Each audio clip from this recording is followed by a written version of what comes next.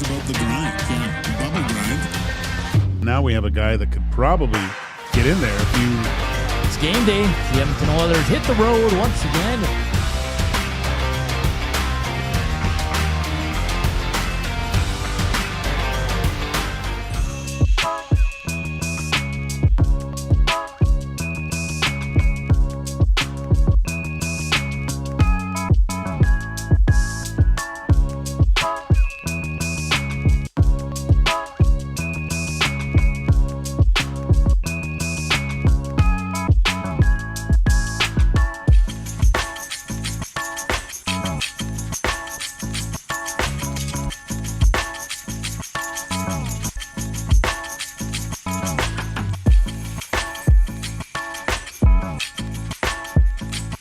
Well, hello there, nasties. How are you doing today? Nice out. Supposed to be a nice weekend, Gage. Like +7. What? Yeah. Hernan might run outside. Hey, welcome to EST Afternoons on Edmonton Sports Talk, presented by Bulay, Alberta. Joaquin, Gage, Hernan, Salas, Zach Kubusch with you here. We didn't hit. Kub let us down. It's one of the few times he's let us down. Yeah. We'll let it slide this time. We'll let it slide. We didn't get the Jacko point there. Did I really let you down? You did. Or did the Oilers? Yeah, that's true. Oh. That's a good point. Well, you bet on the Oilers. The Oilers are letting a lot of it down. Because you hit with your Stankoven point. I hit with an Ovi goal on a deflection, of all things. He scores a lot like that. Does he? You notice how happy he was after he scored? Yeah. It's amazing, huh? Over 900 goals, and he still acts like that was his first ever. That's Ovi, though. Like, I don't care. Yeah. No, I get it. I mean, even who scored twice for the Caps there? What was his name? Leonard? Yeah. He was great. Like everyone's happy and scoring and having a good time. Well, there's no joy, man. There's no joy, and there's no joy for Oiler fans. Hey, hit us up, Nats Chat, River Korean Box 780-218-9990. Slam that thumbs up. You know what? No way. I think the thumb fatigue is just on our show. Is it? So I'm going to start calling everybody out.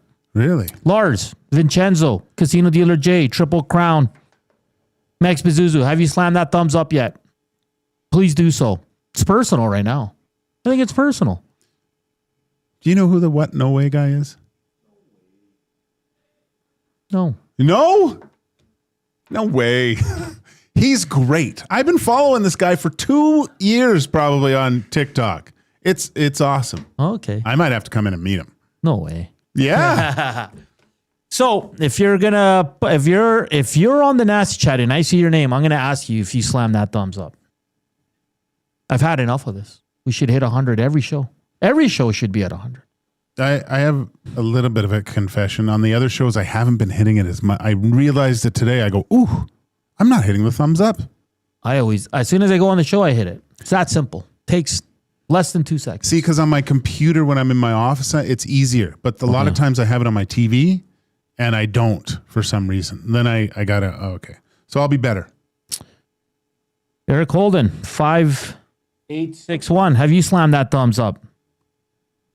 Confide, have you slammed that thumbs up? Yes, he has. Okay. Joaquin, fun show. Highlights, lowlights. Well, It's not going to be that much fun. But people love it. So we're going to break down Red Light District. I heard you say on Two Guys, you got something fun planned. Yeah, so I thought it might be fun. We got to do our parlay. Screw it, let's do it. We got a hit here soon, boys. We're going to be canceled. I just gave a thumbs up. Nice. Thank you. I don't want you to get mad at me, too. Eduardo Encina from the Tampa Bay Times. Tee up. This team's turning the corner a bit. Yeah. I want to find out what's going on with Braden Point. He has not been good so far this year. But he's at 205. And lots of fun. Of course, we want to hear from you. Yesterday, we talked about cassette tapes. This is a fun conversation. Monopoly. How many of you went home and played Monopoly? I wish I did. But I need to buy it first. Have you noticed, Joaquin? I'm trying to delay the Oilers talk here. Are you? Yeah. Yeah, we did our best in the last Dusty's. Poor Dusty, man. That guy's sweating right now with the pizza order. I love to be able to just put that in his brain. Is this going to be enough? You know what we should do is as soon as his back's turned, we should go hide a bunch of it and say it's Dusty, we're running out. Yeah. Over under, how many slices of pizza Kub and Benny have? Oh, a pizza each for these two. Easily. Over I six, pizza yesterday. over 6.5. Oh, yeah. they're crushing. Yeah. Yeah. Yeah, At well- least eight slices for you. Per 16 per both. Easily. Combined. It depends on how much everybody else eats, though. Like I'm not going to be the Does first it? guy in line. Yeah. Well, last time for our EST meeting when we had the pizza controversy or Pizzagate or whatever you want to call it, I was the last one to. Yeah, and you actually said I'll have get the pizza. rest then, I guess. Yeah, and you had 8 slices on your plate. I didn't know other people didn't get seconds, and I was asking others, and they're like, "Yeah, I'm good. Yeah, I'm good. You have some." And it was sitting around. No, that's what he did last time. Yeah. Dusty's. You eat first. Yeah. Limit me to 2 slices, Yeah. and then Zach we go goes back. first because he looked at it, goes, oh, I guess no one else is hungry. I'll have the rest. He had stacks. Yeah. Yeah. I was a hungry boy. Well, I didn't eat all day. I was working hard behind the computer, and I love me some Royal Pizza, but I think I'm not going to eat more than 5 slices.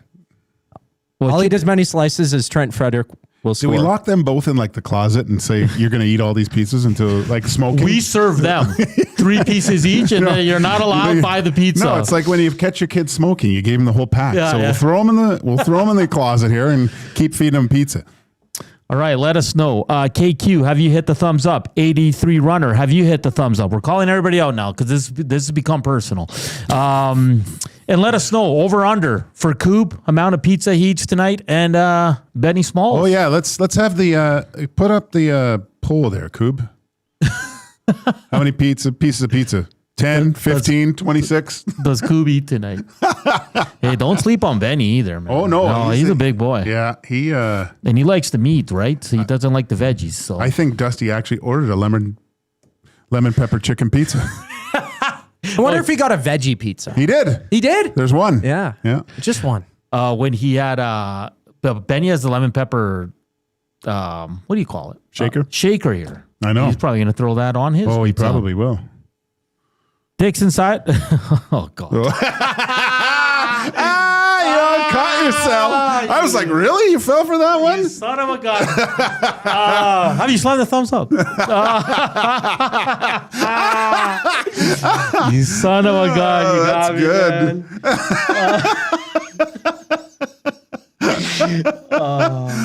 man. We're having fun, man. Oilers are going to win tonight. This is the only reason I think the Oilers are going to win tonight. Do you want to know why? Because we have a party. Because we have a mixer. Yeah. We're 1-0 in mixers. Oh, totally I'm being careful now. Have you slammed the thumbs up? Spency 5 cents? Yes. Okay. Keep going like this. I think, what was I talking? Oh yeah, the Oilers are going to win. They're due, man. They are due. They're due just to have a good game, right? To put things together. They weren't awful yesterday. They weren't good. No, but like, But no, they were bad, man. No.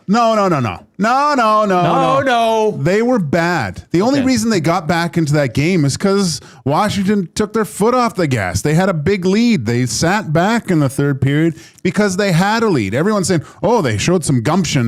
No, it's because Washington allowed them to do what they did, and they still couldn't come back. So they sucked yesterday. Zedmo, hit that thumbs up, please. Thank you. You're right. Oh, okay, we have so much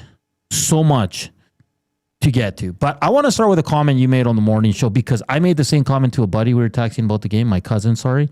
And I put it in the nasty chat last night on the post-game show. What I saw yesterday from this team, I saw a goalie that looked defeated. That nothing's working. I just want to get out of here. Like out of the net. And then I saw a team that looked defeated because maybe of their play and their goaltending, because every goal that went in, there was head shakes from Connor, from everybody. And for me, the biggest one was the body language of the team, but Stuart Skinner just looks like a guy that might need a fresh start. And I'm being honest, Joaquin. I'm not trying to joke or anything. His confidence is shot. You know, I forget. I was thinking about this too. There was was it Samsonov was a goalie in Toronto anyway, a couple years ago, that just said, I need to step away. Yeah. And I don't know if they said he sent him down, or he took a couple of weeks off, right? Just to get his mind right. He said, well, I think it was Sam's. And Kelly Rudy was on Hockey Night in Canada. And initially I was like, how could you do this? You know, you gotta pull yourself out of it. You gotta, and Kelly Rudy, who's a staunch advocate for mental health and stuff. Yeah. And trust me, goaltending is sometimes you're your own worst enemy with it, right? And I kind of understand it. And personally, I'd hate to see Stuart Skinner go, because I know that there's something there with this goalie. Sometimes the style of the goalie fits the team.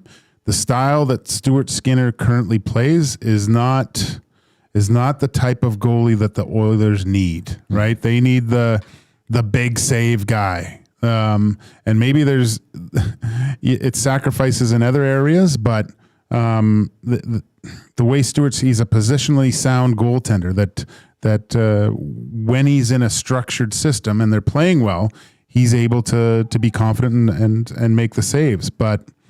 And maybe it's a reset of some sort. Mm-hmm. I don't like the 2 weeks off, but maybe that might be necessary. Or like you said, because I saw the same thing you did, like looking at the eyes in the mask yesterday when they zoomed in, that he looked defeated to me. He didn't look like he in years past watching him, it seemed like he was able to put the goal that just went in behind him and get going again.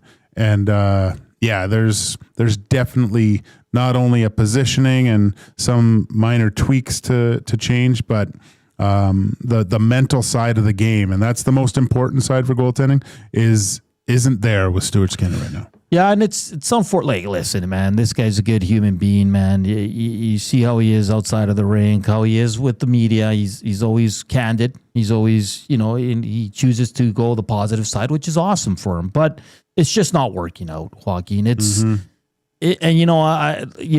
agreed with Cass last night where everybody wants a trade, but we got to be realistic. It's going to be incredibly difficult. Okay. I think the next thing here for the goaltending is we're going to see Connor Ingram soon.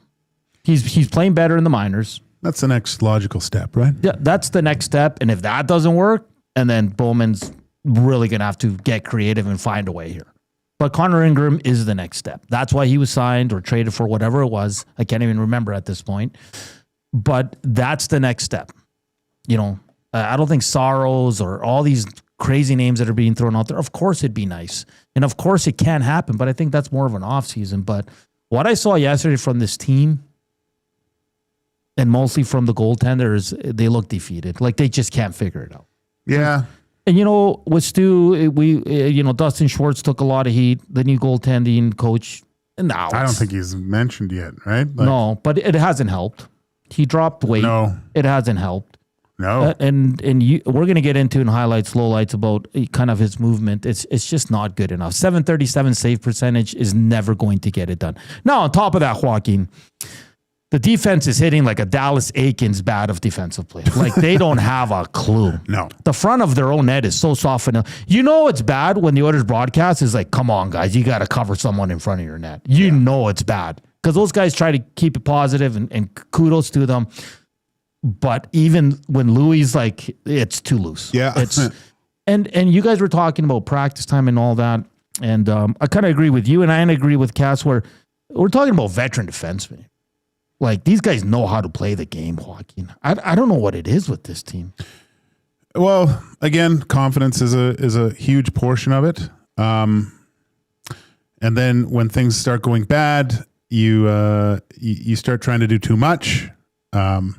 But then again, it's like the positional play in their own zone and just the recognition of where the danger's coming from. It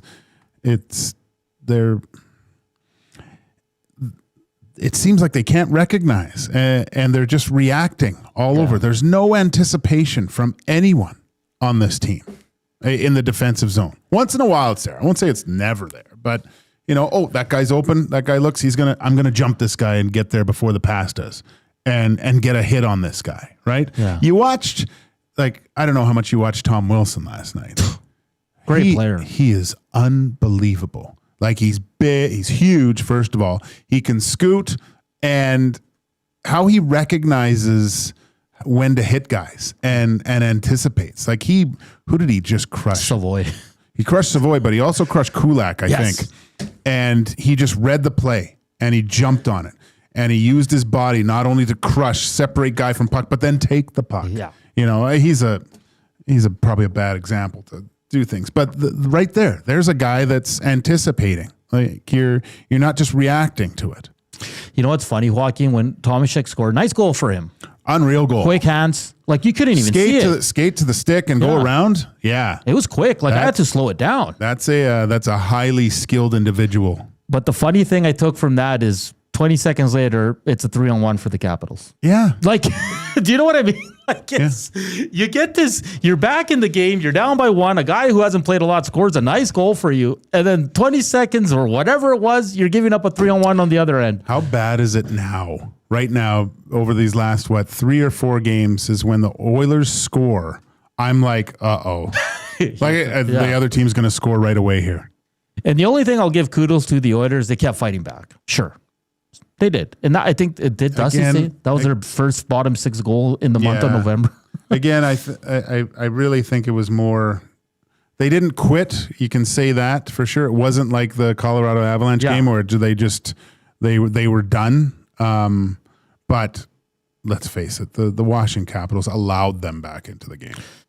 I said it yesterday too. There's no better team in the last 5 minutes of a game down 1 or 2 goals than the Oilers. They look amazing. They look freaking unstoppable. And that's probably why people are so angry too, right? Because how many times after a game are you saying, where was that at the first 5 minutes? Where's that urgency to play like that? It's true though, Joaquin. Where is that? Start like that. Okay, a couple of things. Maybe it's because the top guys know how much they're going to have to play, and so they can't play like that for... That's a good point too. Right? So they're keeping stuff in their back pocket. Yeah. Yeah, no, it's true. I don't disagree with you. Oilers currently last in goals against with 80 in the NHL, Joaquin. Last. I can't believe that stat. They're last in 5-on-5 goals against with 58, and they're last in the NHL in save percentage at 857. Ooh. Not good. This year's different, man. I don't see a 16-game win streak coming. Hell, I can't even see a 5. Right now. And after the first 10 games, although there were some games where they allowed a lot, I didn't think goaltending was an issue. They were allowing way too much. Mm-hmm. And they were getting some good performances by Skinner, even in a loss, right? But it doesn't help when you don't get a really good effort from either of them when they lose. Yeah. They're parts of the issues. Yeah. A lot of times during the season, you can look to the team. The goalie, he has a night where maybe he stops, 27 of 30, or maybe a little more. Let's go. It stops 30 out of 35, and 30 of them are really good chances, and they lose. But they weren't the issue. It was the team. Yeah. I want to ask you one more thing, Joaquin. Darnell Nurse definitely heard our segment on Tuesday. Just came out and scored 2 goals. But I want to say this, Joaquin. I understand why Knobloch had him out there when it was 5-4 with the extra attacker, because he thinks he's hot. But he scored both goals in the first period. A lot of time had passed between that moment. Okay, now Darnell Nurse was fine last night. He had some chances, though. I would say he looked a lot better. All I'm saying is this is why I question a little bit of his coaching, because Nurse is never out there in those situations. Okay, I know he has 2 goals. But you cannot. And who lost the puck to give up the 6-4 empty netter? It was Darnell Nurse. There's a reason for that. Go with your best always. I don't care if Darnell Nurse had 4 goals. Okay, it's for me. It's like if Tyler Myers in Vancouver had 2 goals in the first period and they're down a goal and they pull the goalie, is he going to be out there with the extra? Probably not. Okay. Do you agree with me, or am I a little off? Yeah, because he had a chance to tie it up. But he's just not an elite offensive guy, and kind of got zeroed in on going for goal number 3 when he had Hyman going back door for the tap in. Right? And you could see Hyman Hyman even, you never see a lot of body language from him, but he kind of gave it the, what the heck? Come on, man. Yeah. How do you not see me? All right. So Darnell definitely had the blinders on right there and trying to win the race to get 3 goals when, you're not a goal scorer, but it's a pass off the net for a tap in. So yeah, it's I didn't like that decision. And listen, Wallman hasn't been very good. Well, Jake, bad pinch. Wallman, man, he's reading the play just completely wrong. He's getting caught way too much, but he should have been, because he has that deadly shot. He looks slow to me. He does this year. When he joined the team last year, I was like, man, this guy can really scoot. Like, I thought he was way more mobile last year. Yeah. This year, he seems like he's stuck in the mud a little bit. Stuck in the mud. And like Regula only played 133, which blows my mind, especially the way Kulak started the game. And it's hard for me because I love King Kulak. We might have to take the King out for a while. He's just Kulak now. But you got to play him more. But Dusty said the same thing I did, I think, on Monday. He's reminding me a lot of Vinny Desharnais. Oh. Like, in terms of the speed. It's like he can't deal with it. Who? I think Regula. Yeah. Regula's a better passer. Sure, yeah. But he's struggling with the speed of the game, man, especially the last 3 games. Okay, K-Gill, Brian, Penner's Pancakes. Who am I missing? Caster, Smitty the Welder, Knoblock 123, Kasperi Kapanen. Have you slammed that thumbs up? Please let us know. Joaquin, you can sprinkle $50 or more into the Play Alberta. You can get a $50 free bet or a $50 casino bonus. What? Yeah. No way. Promo codes EST50, EST Sports, EST Casino. And Did you also know that the afternoon inbox is brought to you by the River Cree Resort and Casino, where Tap 25 restaurants, 50% off the entire menu, 7 days a week from 2 to 5 p.m. Wow. No way. All right, guys. Coming up next, highlights, lowlights. Yikes. It's not going to be pretty, but we have to do it. And there is some positivity. We're going to show some goals from the Oilers that are a rarity, but it's amazing what happens when players go to the net.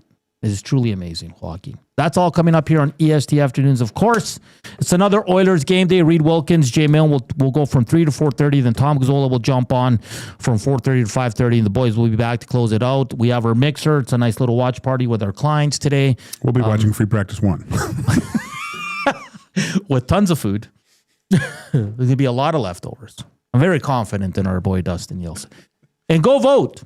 Will Koob eat? How many slices of pizza will Koob eat today? There's a poll 26 slices of pizza today. Slam that thumbs up. Nasty Chat River Korean Box. We're back with highlights, lowlights here on Edmonton Sports Talk.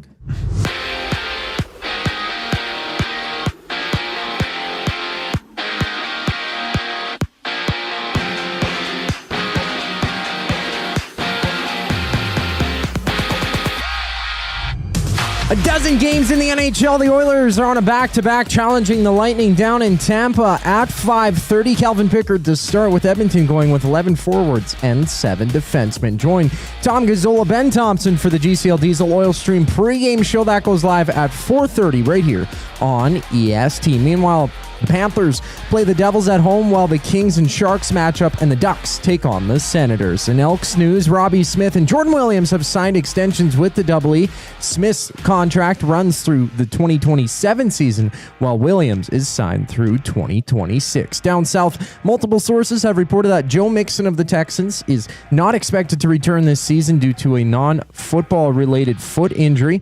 He has yet to suit up for Houston so far in 2025. The Texans are in action tonight, battling the Bills. Swing by Selly Sports Bar and Lounge at Century Casino on Fort Road to join Lieutenant Eric for the action. Kickoff goes at 6:15. There's 4 games in the NBA. It's the Hawks and Spurs tipping off at 6 o'clock. This sports update is brought to you by the Capital Care Foundation. Financial support deeply affects residents at Capital Care, whether it's a one-time donation or monthly contribution. Every penny counts. Find out how you can donate at Capital Care Foundation. Highlights, lowlights from last night's Oilers game up next. I'm Zach Kubusch, keeping you up to date. The Nielsen Show with Lieutenant Eric. Bruce Boudreau. When you're a star like Leon or Connor, you want to play with guys that have that hockey IQ that can give and go, know where you're going to go, and feel comfortable with. And those guys are just hardworking guys. It's tough to put numbers up, and I think that's one of the reasons they're struggling. And I thought 5-on-5, they look very pedestrian, is the word I'm using today. The Nielsen Show with Lieutenant Eric. Weekday mornings 6 to 9. Only on Edmonton Sports Talk. Your clear choice for Edmonton sports. Since 1952, William Huff has been the heartbeat of Edmonton's advertising world. From humble beginnings to a citywide powerhouse, we've been the go-to for signage from print to design and installation. Partnering with Edmonton's top sports franchises and major events, we've helped shape the city's global reputation. Our secret? Unmatched customer service, decades of experience, and a passion for excellence we call the William Huff Advantage. Visit us online at williamhuff.com. From the first time on skates to wearing a special jersey passed down through generations, Sentinel Storage is here for you. Store your sports gear to create space for all life's adventures. Try 4 weeks free at sentinelstorage.ca. Proud partner of the Edmonton Oilers. Looking for flooring? Paramount Flooring has it all. Sales, service, and expert installation with options for every style and budget. Open 7 days a week. We've got you covered. Quick delivery and in-stock deals. Plus, EST listeners get 10% off. Visit ParamountFlooring.ca today. Your home for live music and great performances is the River Cree Resort and Casino. Celebrate the holiday season with the Tenors. Joy to the World Tour at River Cree, December 19th. From timeless classics to fresh renditions of favorites, the Tenors arrive just in time for Christmas. Tickets at rivercreeresort.com. River Cree Resort and Casino. Excitement. Bet on it. Get ready for a feast like no other. 40-ounce steak night is back this November at the Canadian Brew House. Sink your teeth into a hand-cut 40-ounce ribeye with all the fixins for just $49.99. Tickets available now in store or at thecanadianbrewhouse.com.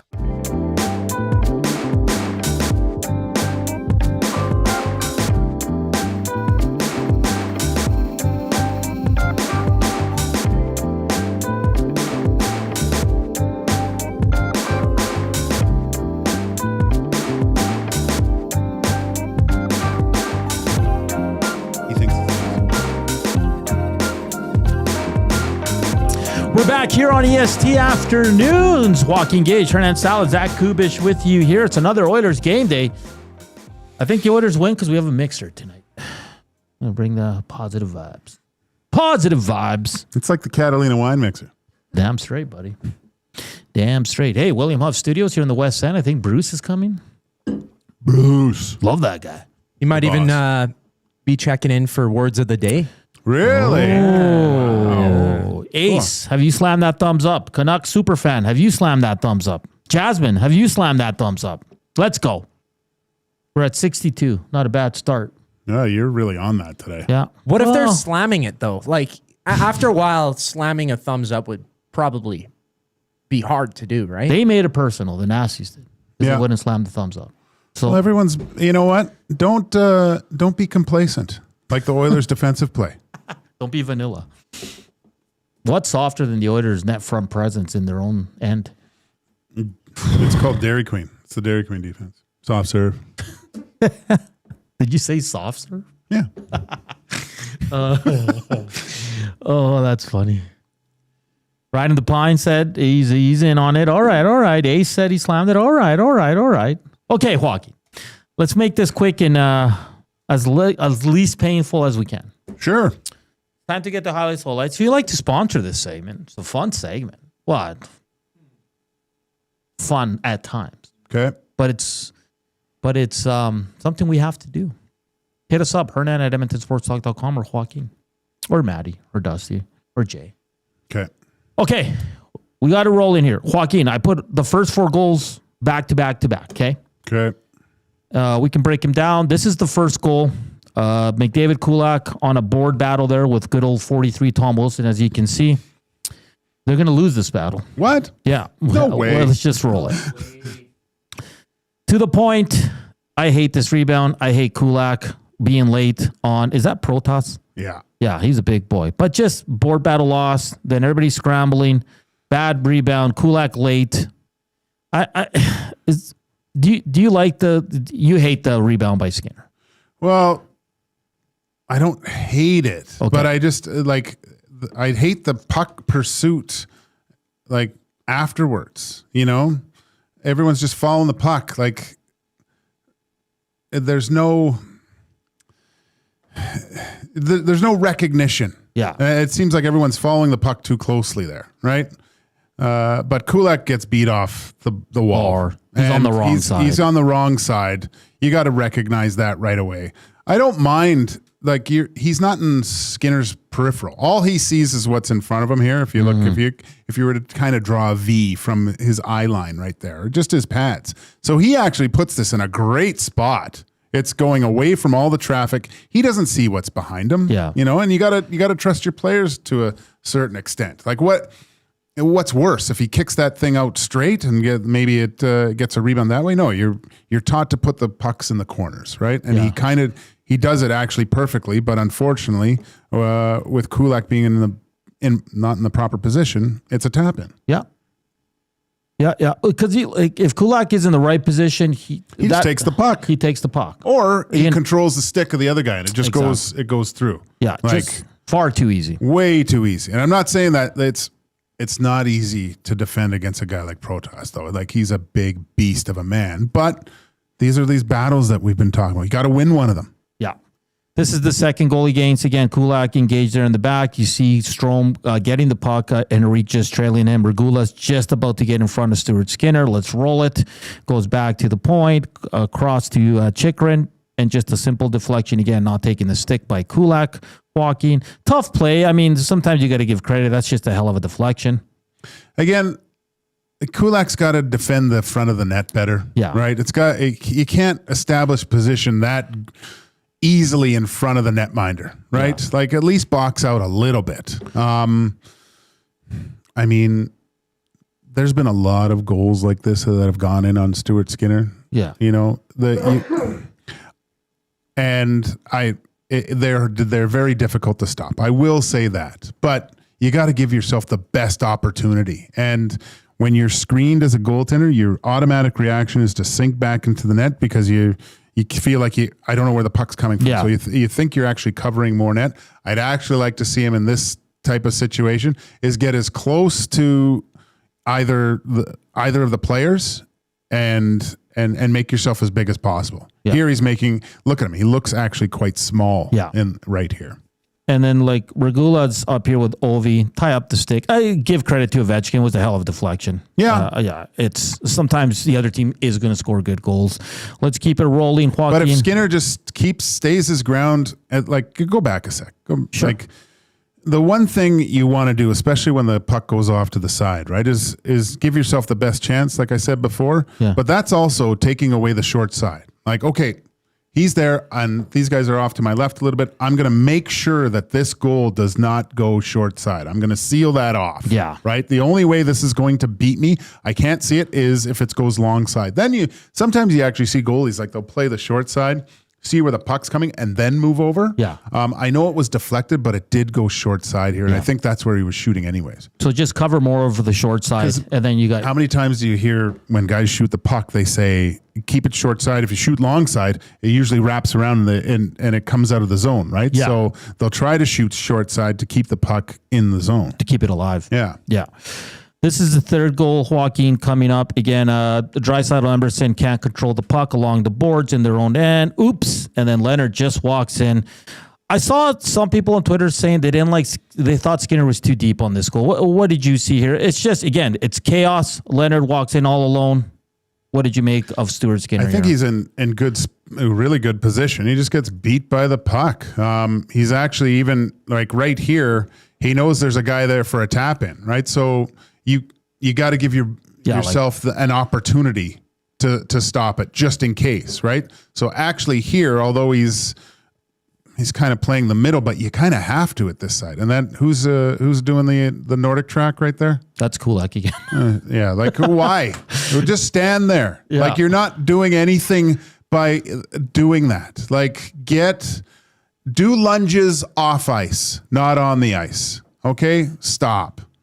And again, this guy wide open right here, right? Yeah. So you're right. Skinner's probably like, this could be a pass This could be a pass too, right? And then, like you said, Kulak's not doing anything. Yeah, no. So let's watch it again from the kind of the far angle there. Yeah, like no one's even close. I think that's Sonny Milano. Like no one's even close to him. Joaquin. No, look, he just goes look at right. Draisaitl, just watches him go. Yeah. And then it's top cheddar there. Like it's. I mean, you gotta. That's a very hard save to make, right? And I don't mind where Stu was in that situation, but stand up. Don't go down into the lunge there. It's crazy. Okay, and this is the fourth goal, and this. I'm sorry, Joaquin. This is bad on all levels. Like the effort by Evan Bouchard, and then I want you to break down Stuart Skinner, but this goal was the one that just drove me crazy. Like, look at that effort, man. Well, it's not even that. It's the effort after. Like, he goes a little bit, and then, and this guy, oh, you know what? Forget it. I'm done. No, that's it. And then like, Skinner. where is what is that? What? I don't know what that is. I don't know either. And then, I hate Stuart Skinner's play on this goal. But he probably does think that Bouchard is sealing him off so he can't cut across the net. But you give yourself the best opportunity to stop the puck. Stuart Skinner, this puck's out at the blue line. And I think he's already, like right here, he's in his blue paint. Like it could be, he could come in on a breakaway in this instance. You got to take some of your ice back. And he's so far back that now, you remember how I talk about how you have to kind of start generating momentum backwards, so you can move laterally. Like if you're just static like this, you're dead in the water. So here, Stuart's dead. If he keeps going, it's done. He can't push across. And then if you keep rolling here, you just see him reach there, and he's so off balance right there. Yeah, and it's so out of position because you'll watch. He has to pull his leg back so quickly so he doesn't fall on his face again. Like I said this at the beginning of summer last year. The thing that Stuart Skinner needs to work on mostly is his skating ability. Because right there, like, look, and then he's pulling his leg back because he's falling. Yeah. There's a lot of work he has to do to go from he's a good goaltender, but to go to good to great, what's limiting him is his skating ability. And that was just a really, really poor play on his part just to sit there. So for you, not far out enough to meet him. You almost treat that like a breakaway. Yeah. Right? Yeah. That's 1-on-1. So take your ice back. Because then if he does shoot the puck, he's a right shot from that side. He's got nothing. Yeah. You're giving him all the net by starting in your crease. And this has been something he's done this year. This has been an adjustment that Stuart Skinner has made to his game, I think. Because he starts in the blue paint a lot more this year than he has in past years. But like I said, I thought that a goalie that they can't right now, but a goalie that was really good on his feet and allowed him to play that deep in the net was Mike Smith. Yeah. He's just so, like you said, not high enough out of his crease to meet Leonard on what is probably a breakaway, for the most part. If he is out, if he's out challenging in a good position, and then the timing comes in. So now we can start backtracking with the player and moving across with them, because Logan Thompson did the same thing earlier, where he came across, but he did generate a little bit of the backwards momentum before going. Yeah, and like you said, stuck in the mud. Like he has no momentum to go with Leonard. Yeah. Nothing. And we've seen that with Stuart. I think you've broken down at least 4 goals already where he's stuck. Yeah. Like there's no chance he's getting that save. Like, and you could see how off balance he was, because then he had to reach really quick, but to make sure he didn't fall, he had to pull his leg back to get his balance back. Like it was crazy. And just a quick note on Darnell Nurse's both goals. What a concept to go to the net. That's all it was. Yeah. Shot on net with bodies in front. It's amazing how that works. It's amazing how that works. Good for Darnell. He hit the target. There was bodies in front. The first one was kind of, they didn't know if it went in because it went in so quickly, right? I think it hit the back bar there. But that's what the Oilers got to do more of. They're terrible in front of the net on both ends of the ice. Not that they're giving those goals away, it's like the protest goal and the last one here, but their battles lost in key areas, allowing really good scoring chances. And that's got to stop. Yeah, no, 100%. So, again, a lot of chaos, and it's a lot of the big boys. I mean, look at Draisaitl. He was -3. Rozovic was -3. Hyman was -3. And I know some of those came on the empty netter. Sure, I understand that. But Draisaitl was on for 3 even-strength goals. Okay, that's excluding the empty netters. They got to be better. You have to have the same effort in the defensive zone and the offensive zone. That's like you see Draisaitl. If that puck would have been turned over, all of a sudden those legs are pumping going the other way. But losing a guy going back, it's like you got 2x4s stuck to them. Well, look at the last 5 minutes of the Oilers. The effort, man. They're all over. Like teams can't get out of their zone for 4 minutes. Jumping for loose puck. Maybe you're playing to like if that's the case that they're saving because they know they play a lot. You have to change something. You have to start playing more guys. And maybe he feels like he can't. But look at the amount of goals that those guys are on the ice for. Yeah. Something's got to change. And listen, Kulak's been the steady Eddie since he got to Edmonton. Yesterday, -3 and 10:34 was not good enough. No. You know it's going bad when Kulak is that bad. And listen, there's no one playing great. Bouchard fell off again yesterday. He was sloppy with the puck. Ekholm wasn't that solid. This team's in trouble. And we got to say it. It's not early anymore. They're 22 games into the season. And we said it. Maybe 6-7 periods of good hockey. And this is not a young, they got some young guys, but come on, man. The core of this team is all vets. They've been there. They've been to the biggest games that you can get to without winning it, but they've been there. There's no excuses for how bad they are defensively. None whatsoever. All right, portions of this hour brought to you by the Canadian Brew House. Pizza Sundays back at the Canadian Brew House after 4 p.m. Grab an 8-inch 2-topping pizza for just $9.99, and you can wash it down with $6.99 doubles or $1 off Bud Light tankers. That's the Canadian Brew House. On the other side of the break, your favorite segment of the week, it's the Red Light District with Joaquin Gage. Slam that thumbs up. Hit us up on the River Korean Box, 780-218-9999, and the Nasty Chat. We're back with the Red Light District.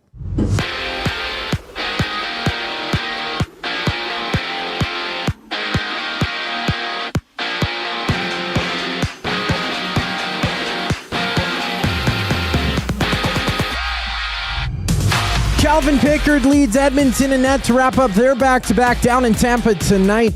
And for the second game in a row, the Oilers will dress 11 forwards and 7 defensemen. Tom Gazzola, Ben Thompson tee up the action during the GCL Diesel Oil Stream pregame show. That goes live at 4:30 right here on EST. Around the link, Seattle visits Chi-Town. Washington battles Montreal, while the Red Wings and Islanders go toe-to-toe for a total of 12 games on the slate. And back in Edmonton, the Elks have inked Jordan Williams and Robbie Smith 2 extensions.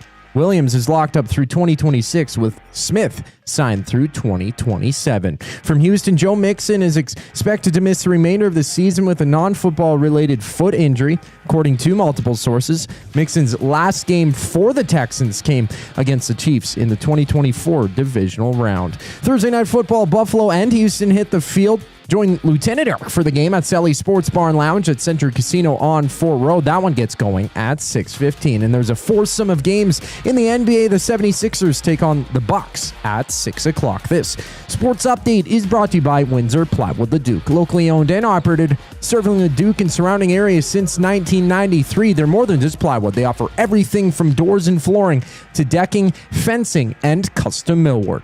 Windsor Plywood Leduc. They're the experts you need to know. Hernan's Gager's Red Light District with Hernan Salas. On the other side of the break, I'm Zach Kubusch, keeping you up to date. The EST Hangout. I can validate that you are genuinely unaffected. Actually, I was out with Tube Socks yesterday for some drinks. I'm not going to lie, we were at Mr. Mike's on St. Albert Trail, and I let out a very loud laugh when the Oilers gave that first goal. Because I thought it was hilarious. Yeah. The fact that it was 2 minutes and 17 seconds. Yeah. 17 seconds. The EST Hangout, presented by Sentinel Storage. Weekday mornings 9 to 11, only on Edmonton Sports Talk, your clear choice for Edmonton sports.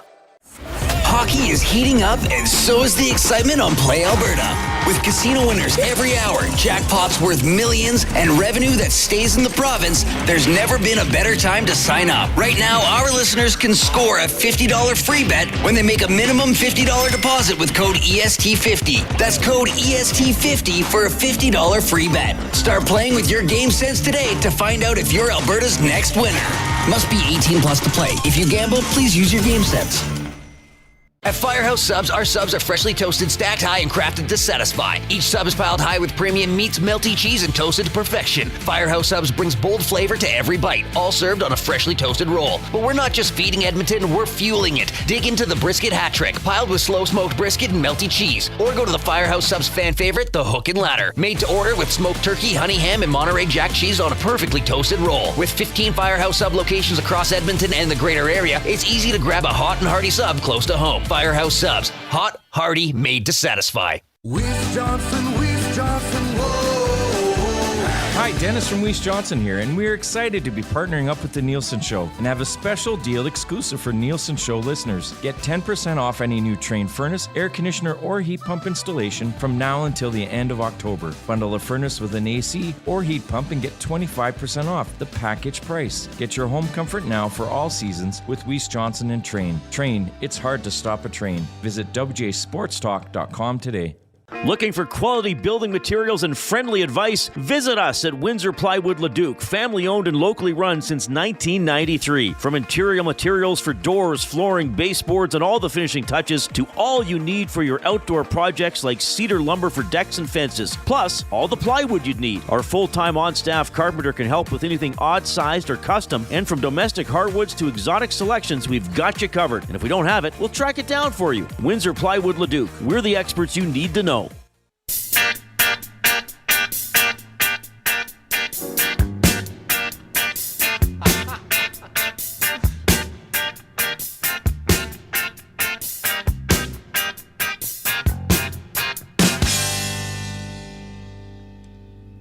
Joaquin. You don't have to put on the red light. Those days are over. You don't have to sell your body to the night. Joaquin. You don't have to wear that dress tonight. Walk the streets for money. You don't care if it's wrong or if it's right. Joaquin. You don't have to put on the red light. Joaquin. You don't have to put on the red light. Joaquin. Joaquin. Joaquin. Joaquin. Joaquin. We're back here on EST Afternoons. Oliver Lawson. Induced Comics. Easy-E. Fighting Sioux. Hockey. No Clue 420. Have you slammed that thumbs up? Go do it. Cactus Cup Potato. Have you slammed that thumbs up? Let's go. We're going to do a lot of Oilers. Don't worry. The first two segments were all Edmonton Oilers. Second hour, we're going to read a lot of messages coming into the Nasty Chat and the River Korean Box from our wonderful listeners and viewers. And we'll break it all down. Of course, we got the Screw It, Let's Do It parlay still to come. We got Eduardo Encina from the Tampa Bay Times to tee up tonight's game from a Tampa side of things. But right now, it's your favorite segment of the week. It's the Red Light District with Walk. So, in light of the recent inductees into the Hall of Fame, the Hockey Hall of Fame, and then I forget which show was talking about it a little bit, about certain players and the teams that they played for. So what I did was I created a list of players.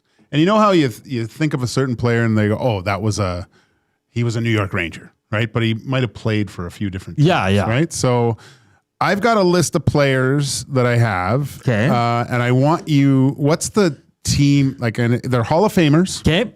That have played for at least 3 teams. Okay. Though. So when I say the name of this player, what team jumps in to your mind? Okay. So if Just for example, if I said Wayne Gretzky. Edmonton Oilers. Yeah. St. Louis Blues. Okay, Coop, stop it. Doug Gilmour. Calgary Flames. Oh, okay. Some people would say Toronto, right? I thought Toronto. Yeah. Chris Chelios. Chicago. Okay, so you get the idea, right? Okay, but Gager, can we do one? Like when you say the team, I got to say it quick though. I can't think about it. Well, you can think about it, man. It's whatever. You might have to with some of these guys. Yeah, okay. Okay, so I'm going to start number 10. Okay. All right. Larry Murphy. Pittsburgh Penguins. Coob? Did he play for Chicago? No. Who am I thinking of then? Yeah, it's got to be the Penguins then. I wanted to pick a different one. Pittsburgh Penguins? I would have said Detroit for some reason. Really? Yeah. It's interesting. I like this game. Okay, let's go to this next guy. This one's good. This ties to kind of Guy Carbonneau. Dallas Stars. Yeah? Yeah. Is this because of the battles? I think because I saw him a lot. Right, yeah. Right, yeah. But see, I would say Montreal Canadiens for sure. That's probably the right answer. Yeah. Yeah. Sorry about that, guys. I ruined that one. You did. Another good one here, I thought. Igor Larionov. Detroit. Coop? I don't even know. You don't even know. No, I'd be Detroit. Because he did play for Detroit, Vancouver, San Jose, New Jersey, and Florida. He started in Vancouver? No, he started in Detroit. They all came over together. The five, right? Yeah. Number 7, Peter Stastny. Quebec. Yeah. I have Quebec too. Yeah. Stastny played for Quebec, the New Jersey Devils, and the St. Louis Blues. Yeah, I didn't even know that. Yeah. This guy scored on me at one point. Dino Ciccarelli. Minnesota North Stars. Yeah. All right. Let's go. All right. Yeah. North Stars legend, right? He scored on me as a member of the Detroit Red Wings, but Ciccarelli played in Washington, Minnesota, Detroit, Tampa, and Florida. Like my cousin calls him, Dino Ciccarelli. Ciccarelli? Yeah. Okay. Top 5 here. Ooh. So we're going Sergei Makarov. San Jose Sharks. Oh, yeah? Yeah. That's the first one that jumped into my mind. Really? Okay. I went Calgary. He won, didn't he? He won the Rookie of the Year at like 30. So he played for Calgary, San Jose, and Dallas. Okay. Okay. This guy's got multiple teams. Mark Recchi. Flyers. Oh. Flyers, hey? I thought Mark Recchi. Yeah, I was like, because he was with Pittsburgh there for a bit, right? But I thought Flyers too. Who? I'm not even sure for that one. Because Montreal's a good one too. Yeah, so Recchi played for Pittsburgh, Philly, Montreal, Carolina, Atlanta, Tampa, and the Boston Bruins. Wait, did that bugger win the cup with Carolina against the Oilers? I think he did. Yeah, I think he did too. Yeah. Yeah, he did. Yeah. Damn it. Okay, top 3. These are good ones, I think. Well, we'll start with this one that I have number 2 because he only played with 2 teams, but I think that he's famous with both. Rod Langway. Capitals. Yes, yeah, because he played with Montreal, but I think of him as a Capital too. Yeah. Okay, number 2 then, Adam Oates. St. Louis Blues. Yeah, me too. But Oates played for Detroit, St. Louis, Boston, Washington, Philly, Anaheim, and of course, your Edmonton Oilers. I would have went St. Louis, Boston, top 2. Yeah. Because he played with Joey Juneau. They were really good together, didn't he? Oates? Yeah. In Washington, yeah. Didn't they play together in Boston too? They might have. But that was the best line in hockey for a while. It was Oates, Juneau, and Peter Bondra. Wow. That's what they went to the finals with, I think, that year. And last, I score when I like, Joe Nieuwendyk. Dallas Stars. Yeah. I have him as Calgary. Do you? Yeah. Did he only play for 2 teams? Yeah. No. He played for 5. Calgary, Dallas, New Jersey. Because he won a cup with New Jersey too, didn't he? He might have. Toronto and Florida. Oh, I don't even remember him in Toronto. Yeah, he won 3 cups: Flames, Stars, and Devils. Wow. He's a good player, man. Okay, so now let's, of course, me being one of them, I did a goalie list too. Oh, love it. Let's go. So, and this is hard because maybe you don't remember these guys as well as I do, but I had Gump Worsley. Toronto. Never played for Toronto. He did? Red Wings. No. He played for the Rangers, Montreal, Minnesota North Stars. Oh, really? That's okay. Okay. Jacques Plante. Montreal. Chicago. I would think of Plante as Boston for some reason, but he played for Montreal, St. Louis, the Rangers, Toronto, and Boston. He didn't play for And he played for the Oilers in the WHA. These are old school. Yeah. Though. So okay, here's a more recent. Eddie Belfour. Who does he? Chicago. Yeah. He's a king there. Yeah. Man. Yeah. That was the birth of that mask. I had Chicago too, even though he had Toronto. He was good. Dallas, obviously winning cups. Let's see if you remember where this guy played. Terry Sawchuk. Oh, Toronto. Red Wings. Okay, yeah, good guess. Yeah. It was the time of the original six, boys. So those are always good. Well, 1 in 6 chance. Yes. Okay, because Terry Sawchuk actually played for Detroit, Boston, Toronto, Kings, and the Rangers. Oh wow. Bernie Perron. Flyers. Flyers. Yeah. Okay, this guy only played on 2 teams. I didn't even know. I thought it was just Billy Smith. Islanders. Yeah, but do you know who else he played for? No. Kings, it says. What? Yeah. Okay. Glenn Hall. Chicago. Yeah.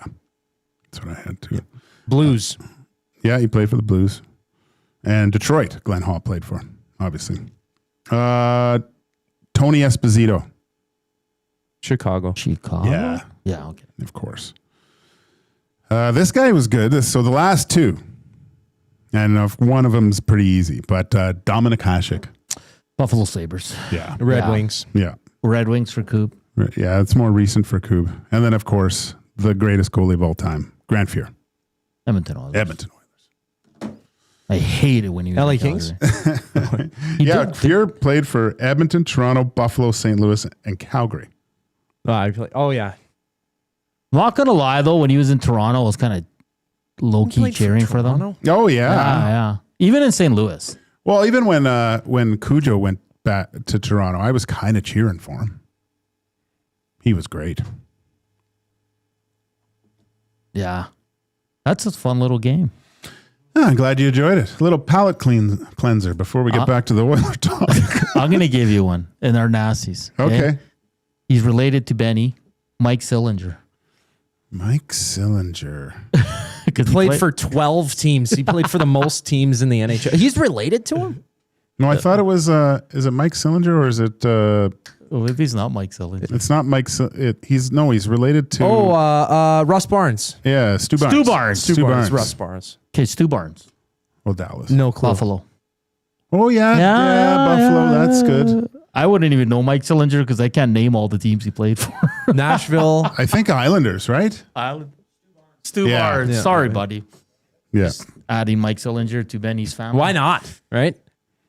Yeah, there's some good ones out there, man.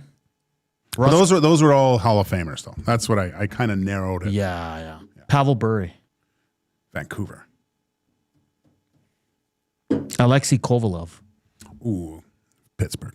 Really? See, I would have said Montreal. Really? Yeah. Oh, I played it. Well, I sat on the bench and watched him play for Pittsburgh. And he was scary as hell. Okay, and the last one. Martin Straka. Pittsburgh. Okay. Guy I played junior with, they were best buddies. He'd always phone him. I like this because you did the movie lines thing one day, and now you did this. This should be like once a month. You know what I mean? For Red Light? Yeah. It's fun. There's a process to this madness, buddy. Yeah. I think maybe next week I will bring back the... I thought of something different, too. Okay. So we'll try that next week. Perfect. That was the Red Light District. If you'd like to sponsor the segment. Well, we're going to talk to a few clients tonight. Gager. Whoa. We got a whole list coming up here. Hey, the afternoon inbox is presented by the River Cree Resort and Casino. Check out their happy hour, 525 drinks, available Sunday to Thursday from 9 a.m. to 7 p.m. That's the kitchen restaurant. Hit us up, 780-218-9999. Are we at 100 thumbs yet? 90. 10 more. Nice. 10 more. Let's go. Sheesh edits. Have you slammed the thumbs up? Let's go. Let's get to 100 on Oilers game day. We're feeling good. We're feeling a dub. Well, I think I'm the only one feeling a W. I think Jay Milne is too. kind of on the same wavelength here. Hour 2 up next. Eduardo Encina will get a good idea of what's going on with the Lightning. We still got our Screw It, Let's Do It parlay, and we'll get to your messages on the Edmonton Oilers. That's all coming up here on EST Afternoons on Edmonton Sports Talk. The Reed Wilkins Show with J Mill. A true power forward that can score and fight and intimidate and hit has always been valued, but I feel there are fewer in that category. I mean, that's what the Oilers wanted Frederick to be, but he's not quite like those other guys. He's certainly not like Tom Wilson. That's God-given ability. For a lot of kids that are bigger, I mean, why not try fit that Tom Wilson mold? You're going to find a lot of work. The Reed Wilkins Show with J Mill, weekday afternoon 3 to 6, only on Edmonton Sports Talk, your clear choice for Edmonton sports. Running your own small business takes courage, and as it grows, so does your team. That's why Alberta Blue Cross offers health, dental, life, disability, and wellness benefits designed for small businesses, because we know a healthy team means a thriving business. Join over 5,000 Alberta businesses who have chosen us to help their business grow and succeed. Alberta Blue Cross takes care of you and your employees, so you can take care of your business. Visit ab.bluecross.ca to find a plan that's right for you. When gambling, set a budget before you play. Stay informed and visit GameSenseAB.ca to learn how. Remember, if you gamble, use your game sense. You've heard the name, but what does it mean? For over 66 years, William Huff Advertising has supplied signage from screen printing to digital to LED with design, production, and install in-house. It's a one-stop shop for all your signage needs. Edmonton owned and operated, William Huff has been trusted by the biggest companies and teams in the City of Champions and many others across the country to do the job. If you're looking for a way to get the word out about your company or event, they are the answer. Go to www.williamhuff.com. Their results speak for themselves.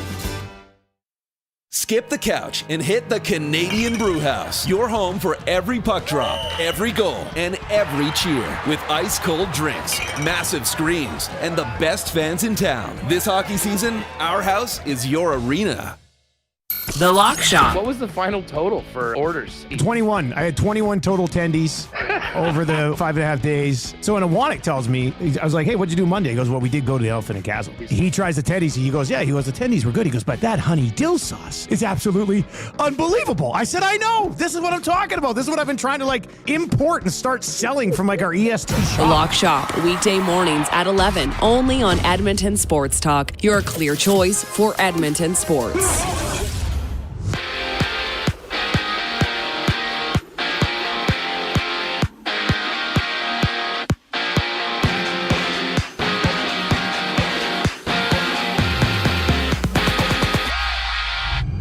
A dozen games in the NHL. The Oilers on a back-to-back, challenging the Lightning down in Tampa at 5:30. Calvin Pickard to start, with Edmonton going with 11 forwards and 7 defensemen. Join Tom Gazzola, Ben Thompson for the GCL Diesel Oil Stream pregame show. That goes live at 4:30 right here on EST. Meanwhile, the Panthers play the Devils at home while the Kings and Sharks match up. We also see the Ducks taking on the Senators. In Elks news, Robbie Smith and Jordan Williams have signed extensions with the Double E. Smith's contract runs through 2027. Well, Williams is signed through 2026. Down south, multiple sources have reported that Joe Mixon of the Texans is not expected to return this season due to a non-football related foot injury. He hasn't suited up all year for Houston. And the Texans are in action tonight, battling the Bills. Swing by Sally's Sports Bar and Lounge at Century Casino on Fort Road to join Lieutenant Eric for the game. Kickoff for that one is at 6:15. On the court, there's 4 games in the NBA. The Hawks and Spurs tip off at 6 o'clock. I'm Zachary Kubusch. That was your sports update. Hour 2 of EST Afternoon starts right now.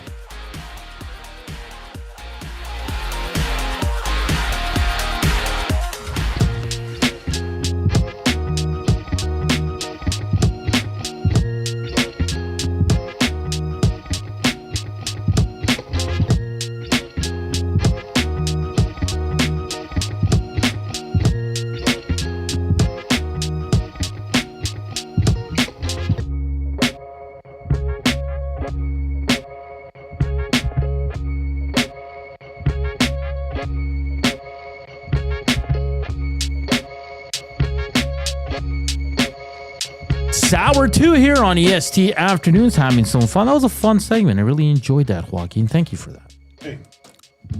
Anything for you, buddy. That's what you do, eh? You bring joy to our lives. Try. You bring joy as we got the EST mixer today. Looking forward to it.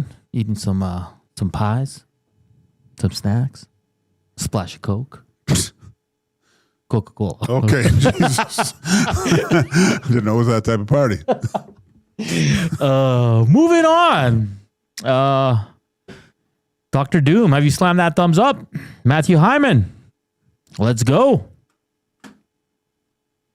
Just waiting. Joaquin, I'm just texting our guest. I get it. Tampa finds themselves in that second wild card spot right now. I mean, they're good team, veterans. Vasilevsky, love watching him play. Yeah. Interesting where they are right now, right? Obviously, the PK looks pretty good for them. Power play, you'd think it's a little bit better. Goals against, 13th in the league. 15th goals for. So Oilers are going to have their hands full tonight. Yeah, I mean, they're lucky because there's no Hedman, right? Yeah. But they get Paul back. They get Chernak back tonight, which is going to help, obviously. 7-3 in their last 10, Joaquin, too. So Paul, I like that Nick Paul as a player. He always seems to do well against the Oilers, too. It's a big boy. Yeah. Braden Point has been struggling in production-wise. Does he break out today? The Oilers got to be better, though. They got to be more sound defensively. Listen, we know they need an upgrade in net, but the chances the Oilers give up are just alarming at this point. Mm-hmm. And we're 22 games in. We have to stop with it's early, it's this, it's that. Team's not good enough. Plain and simple. Not good enough. If they play like they do in the last 5 minutes of almost every game they're down, start like that. How about that? Don't be down. Don't give up 3 goals in 10 minutes in the first period. You can't do that against this team, essentially, right? Like the road back is just too hard, you know? It is too hard. Absolutely. Like, these guys, not only just turn their game around, but maybe even get the lead for a bit here. Exactly. I mean, maybe that opens up a few more opportunities to increase the lead. How about playing with a lead, Joaquin? Yeah, I mean... They're always chasing the game. I don't know. It feels different this year. Hopefully they can turn it around starting tonight in Tampa Bay. I know there's a lot of negativity surrounding the team right now. No one thinks they're going to win tonight. And then they get Florida on Saturday. And they've had some success in Florida regular season. So we'll see what happens as it's going to be an interesting game tonight. 5:30, of course, the Oil Stream pregame show gets going at 4:30 with Tom Gzola, Sean Bell, and Benny Thompson. I think I'm joining them today for a bit. And then, of course, Reed Wilkins, Jay Milne will bring you the Reed Wilkins show from 3 to 4:30, and then they'll jump on for the final half hour as the game is underway in Tampa Bay. I think we're ready for our guest, Eduardo Encina from the Tampa Bay Times. He is brought to you by Oil Country Towing, Edmonton's most trusted 24/7 roadside rescue team. Fast, safe, and reliable for over 15 years. Whether it's a game day or a snowstorm, we work as hard as your favorite team to get you going. Call 780-986-6088 for all your towing needs. And with that, we bring in Eduardo Encina from the Tampa Bay Times as we're going to tee up this game tonight. Eduardo, how are you doing today? Good. How are you guys doing today? Oh, we're doing excellent. Looking forward to this game as the Tampa Bay is getting a struggling Oilers team. Is not defending too well right now, Eduardo. But Lightning started a little bit slow, right? Both teams out there, the Florida Panthers as well. But 7-3 in their last 10, coming off a nice win over the New Jersey Devils a couple of days ago. What can you tell us about the turnaround here for the Tampa Bay Lightning? Yeah, I think there was that early stretch where they really struggled. And I think the big thing is, you guys mentioned at the top is, it's about defense. And I think Andre Vasilevsky started getting his groove a little bit. He only played in one preseason game at the end of the year. And then they just defended better in front of him. They eliminated some of those odd man rushes and, high danger attempts in the middle of the net that they were allowing early on. And after that, I think we really started working out for them. I think what the team that you see right now is one that's actually better off for having some early season injuries too, because they've had some guys that had to step in for them, some of their younger guys. And, when you have a veteran roster, you guys know this, sometimes it's tough for some of these young guys to get ice time, and they've been needed so far this year in the first, 19, 20 games. So I think that's really a big part of it too. And now they're starting to get a little bit healthier. Tonight they'll have Nick Paul back for the first time this year.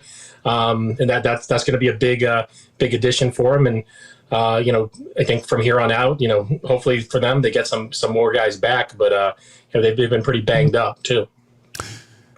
With the coaching style of John Cooper, how would you say has there been much changes? I'm looking at those first two lines with obviously Cirelli and Point not having a typical season up to this point opposed to point totals, I guess. Do you see those guys flip-flopping and playing with Kucherov at some points? Because when I watch Tampa Bay, it seems like sometimes you see there's subtle changes to those top two lines. Yeah, for sure. And they've had some, even the last game, they had Hagel and Cirelli with Kucherov. And I think, Cirelli plays such a great two-way game, right? So, and that line consistently draws the top opposing line too. So I think when you put Kucherov there, it kind of brings him a little bit more into that kind of game. And again, like you said, Point, sometimes, Kucherov and Point, when they're together, they're so used to each other. They have such really good chemistry together, but sometimes they can get stuck in a lull together at the same time. So I think kind of pulling those guys apart a little bit sometimes can help. And like you mentioned, John Cooper doesn't hesitate at all to change up those lines when he feels that there's a kind of a different vibe that needs to be set there. So, you've got Point definitely needs to get going, and he's had some stretches where it's been lean for him in terms of putting the puck in the net, but I don't think there's really too much concern about him right now at this point. If we sit there in 10, 15 more games and he still only has 3 goals, then that's probably a concern. But sometimes when you have so many stars, especially when you have that line with Gensel, Point, Kucherov, you got to kind of mix them up a little bit to kind of, one, to spread them out, but two, to kind of get them out of that funk a little bit. And I think that's what they're doing right now. Eduardo Encina joining us from the Tampa Bay Times here on EST afternoons. Of the Oilers are in Tampa to take on the Lightning. 5:30 puck drop here in Edmonton. Eduardo, Hedman out. That's an enormous loss. He's still one of the best defensemen in this in the NHL. They do get Eric Cernak back tonight, it seems. But what can you tell us about some of these kind of lesser known names on the D-core for the Tampa Bay Lightning that we're going to see tonight? Yeah, one thing that John Cooper said, during training camp is that, seeing a lot of these, younger guys and first-year guys has been something that's really kind of invigorated him and invigorated the squad, because you're so used to seeing this core that's been together for a good, 10 years. And some of those guys on the D core have really stepped up, especially when Hedman and McDonough and Cernak have been out. And, just last game, they called up, Declan Carlisle and Steven Santini. 2 guys are a little bit different. Declan's 24, 25 years old. He's been in the minors a few years. Santini has NHL experience, but hasn't played too much at the NHL level. But they played together in Syracuse, and they were a pairing last night, and they're probably going to be a pairing tonight. And what is it about defensemen? Sometimes is when you don't notice them, it's a good thing. When you play a quiet game, and I think that's what those 2 guys have done. And then you add that with Charles Edouard Destus, who is a guy who they just kind of found from he was playing in Europe for 3 years, and really impressed him from day one in training camp, and he got an early call up when they needed some guys too. So those 3 guys have been guys who been in the organization varying lengths, but they've all been guys who have really helped in and pitched out. And again, when you have a defensive core that has those kind of names on it, and those guys who play 82 games a year for the most part, these guys have really kind of stepped up. I know that Andrei Vasilevsky is a goalie that takes a lot of the workload, but looking at the numbers this year, it seems that he's splitting a little bit more time with Johnsson. Has that been a concern for the Tampa Bay Lightning, to just make sure that once the games that start for real, hopefully in April for this team, that he's got a little bit more juice in the tank? Yeah, that's definitely a part of the process here, because I think if you ask Vasilevsky, he has a lot of mileage on him. He'll be the first one to admit it. And, I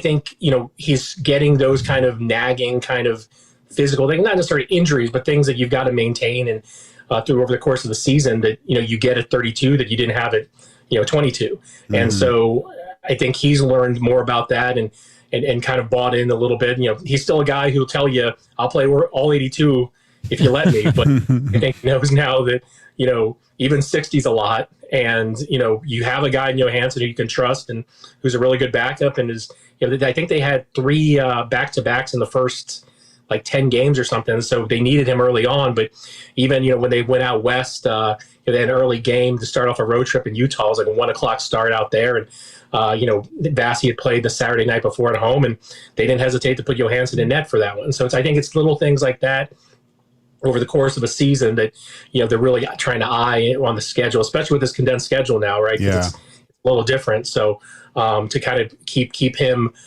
fresher and bottom line, like you said, is to have him playing his best and feeling physically as good as he can feel, at the end of the year and going into the playoffs. Eduardo, great stuff. Thank you for taking the time to join us on game day. Enjoy the game tonight. Should be a fun one. We don't know what to expect from the Edmonton Oilers as we do on most nights. They've been all over the place this year, but enjoy the game, my friend, and I'm sure we'll chat again. Thanks for having me. Appreciate it. All right. Eduardo Encina from the Tampa Bay Times. I love watching Vasilevsky play. Dude, for all you people that are could get upset, go watch how Vasilevsky moves around the ice. Like he's I think he's confirmed for tonight to play. It's he's in yellow on Daily Face out there or whatever. But and you know what he does because he's a big guy. Yeah. Like, I think he's like 6'4" around there. But you hope that when he's screened, he does this thing where he stands straight up and tries to look over, almost like a quarterback in the NFL, right? Yes. And for a big guy, the way he can move on his feet, it's just he's gorgeous to watch. His movement in the crease is perfect. There's a reason why he's one of the, if not the best goaltender in the league, is that solid foundation of skating where, like I mentioned with Skinner, it's not even close compared to the two. I like the you use gorgeous. I think that's a perfect way to describe it. Man, it's crazy. I remember the one time, I think I told this already, but it was Carey Price. It was Oilers Montreal at the old Rexall, and we were having an alumni skate afterwards, and I went out and watched Price in the pregame skate. I couldn't believe how he was moving around the ice. Like, it was a joke. Yeah. Because then I went out and tried the stuff that he was doing. Not even close to it. Like, it was terrible. But yeah, watch Vasilevsky, how he moves, especially side to side, and when the puck goes down low, back up to high. Just his anticipation and following the puck. Watch him just have a stinker tonight, but it's really good. He's really, really good. Lateral movement's a term we've used here for the last 2 years. He's got. He makes it look so easy. And when you're that big and do it, and you're doing it with so effortlessly, that makes it more impressive because he's a big dude, man. Yeah. He covers so much net. That's crazy. Eduardo Encina joined us on the Old Country Towing Video Hotline. Still lots to come, Joaquin. You guys interested in Brad Lambert? No, Matt Hyman, we're not. Let's see here. This one says, can't lose them all, but they're trying their best. The old trying your best. Hontorio Momes. Let's see what he has to say. Our good buddy. Yeah, they can win tonight, though. That's the thing. That's why we don't know what team this is. I mean, if they were the Calgary Flames, I would say probably, probably not a good Probably chance. not, yeah. Yeah. Even if they played great, they would lose. But if the Oilers play good, they'll beat the Tampa Bay Lightning tonight. Yeah. And this is the thing. Like, the Oilers, every time they're so down, they come out with an amazing performance. Then they feel fan sassy, and then they'll drop an egg the following game. But, I think the Oilers are going to win today. Connor and Leon are like the one ring. You may start off with good intentions, but it always sucks you back into playing more and more and other guys less. Then by year 3 of a coach, it looks like the head coach has crawled out of a cave during interviews trying to explain losses, babbling the words execution, polish, puck touches, Gollum. Well, you don't want to be throwing them into Mount Doom. These are all Lord of the Rings references. Yeah, I have no idea what's going on right now. I'm not sure I've ever seen anyone as stressed as Dusty was today trying to do pizza math during two guys. Gutsiest performance of the year. We might have to put that up there. Oh, yeah. He was rattled. He was. Dusty. And I didn't mean to rattle you that much. I love Tom coming in with, this person's coming in. Krager says Bowman and Jackson are incompetent at their jobs. They rode the coattail of Holland for the first year. Now we are starting to see a Jackson Bowman built team handing out no trade clause deals like 5-cent candy, no trades, and allowing key team guys to go like Perry, Brown, and Kane. Absolute zero confidence in these two guys running. Well, Holland gave some no movements too, but do you think there's something to that? No. That they're riding the coattails of what Ken Holland built a little bit? Okay. I go that way a little. When Connor Ingram joined the Oilers, Stan Bowman was being deemed the best GM in the league by Oilers fans. He was. Everybody was happy that he got Howard, that he got Ingram, that he was doing this, that he was doing that. So why the change now? Okay. No, remember back in the summer, I went through every team and I said no movement clauses. The Oilers are in the middle of the pack. Mm-hmm. There's teams that have more than the Oilers. The Oilers are about at 10-11. But every team does it. It's not just the Oilers.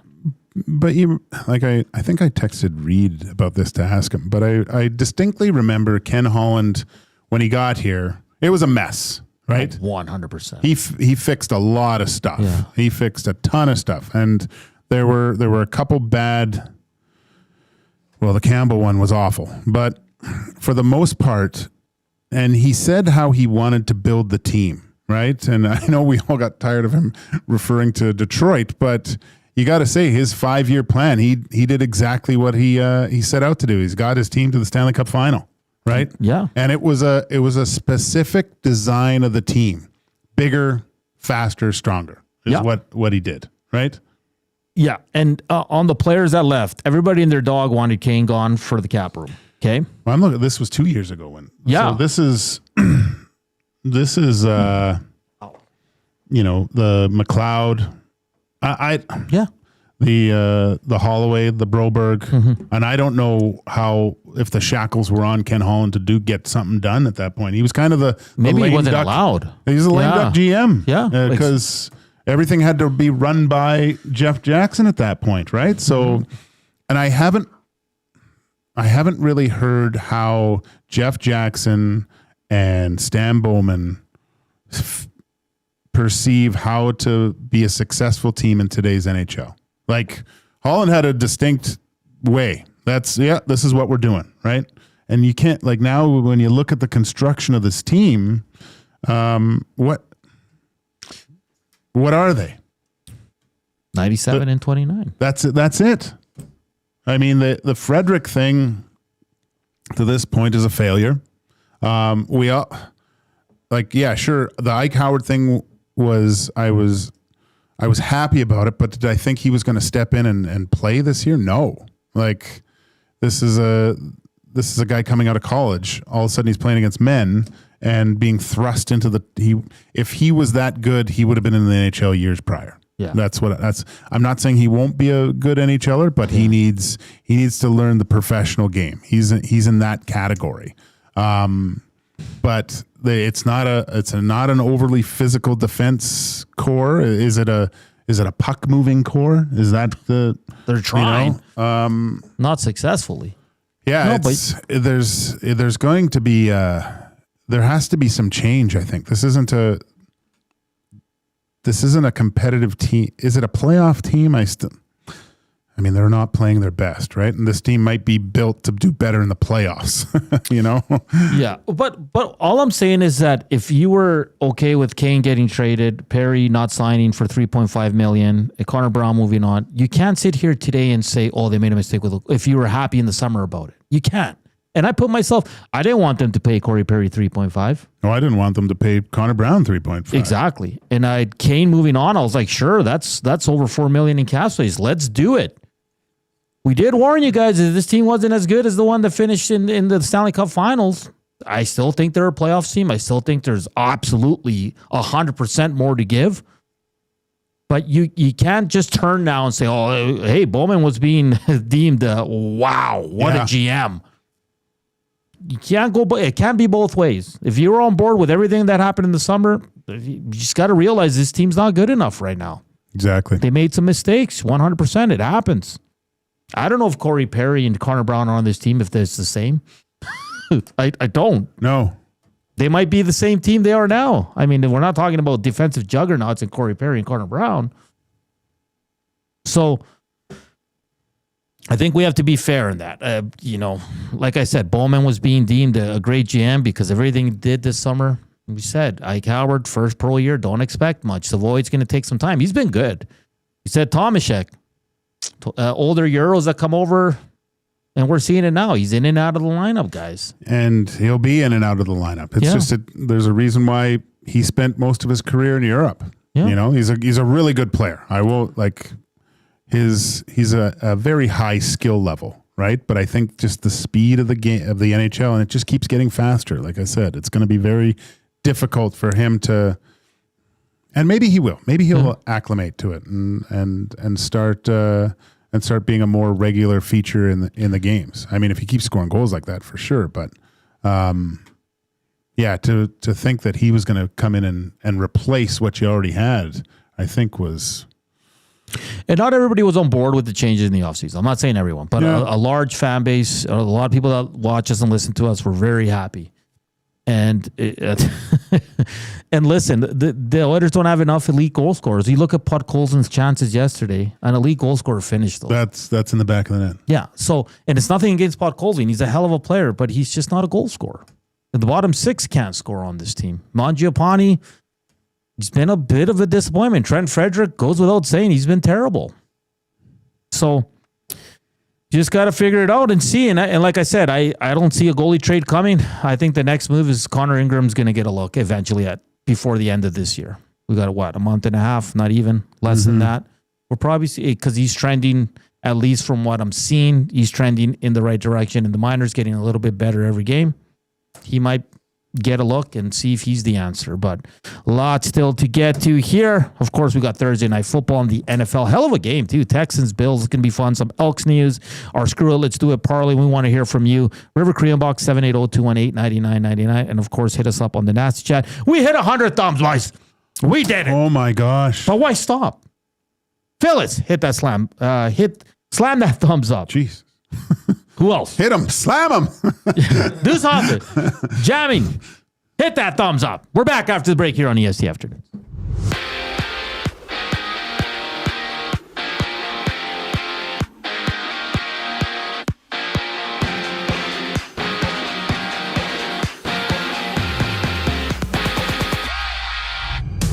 Dozen games in the NHL. Edmonton is back in action against Tampa Bay. At 5:30, Calvin Pickard starting for the Oilers on their back-to-back with the team, playing 11 forwards and 7 defensemen. Tune in to the GCL Diesel Oil Stream pregame show. Tom Gazzola, Ben Thompson preview the action. Coverage for that starts at 4:30 right here on EST. Elsewhere, it's the Rangers and Avs facing off the Mammoth, and Golden Knights dropping the puck before Vancouver plays host to Dallas. In CFL news, the Elks have extended both Robbie Smith and Jordan Williams. Smith signing through 2027. Williams extending for next season. And down south, it's the Bills scratching Keon Coleman for a second straight game. Buffalo 7-3 on the season. They take on Houston tonight. Watch the action alongside Lieutenant Eric at Selly's Sports Bar and Lounge at Century Casino on Fort Road. Kickoff at 6:15. For a second day in the row, Joe Burrow was a full participant at practice for the Bengals. Burrow's been out since mid-September with a foot injury. On the court, there's 4 games in the association. Clippers and Magic go head-to-head.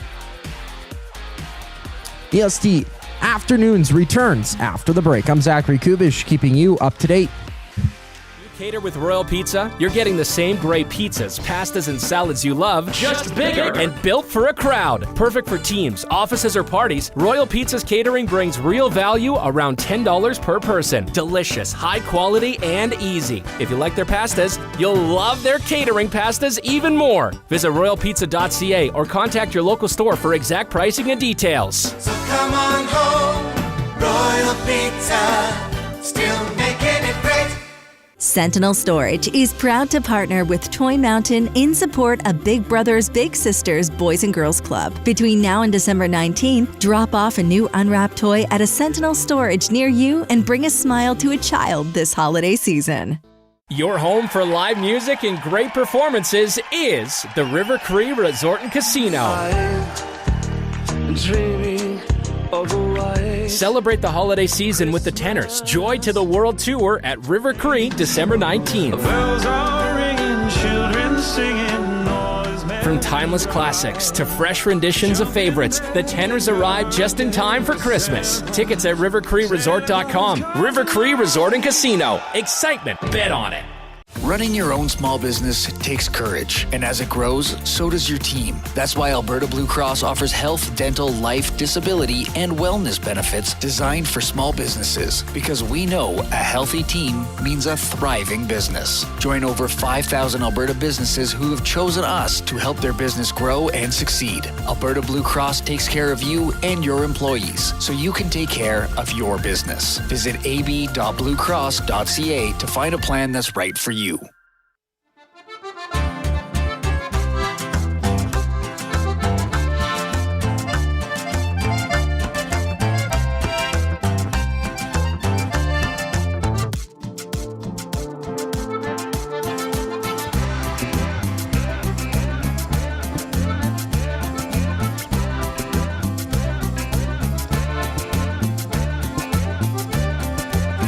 We're back here, EST Afternoons. We've hit over 100 thumbs for the first time since Connor McDavid signed his extension, Joaquin.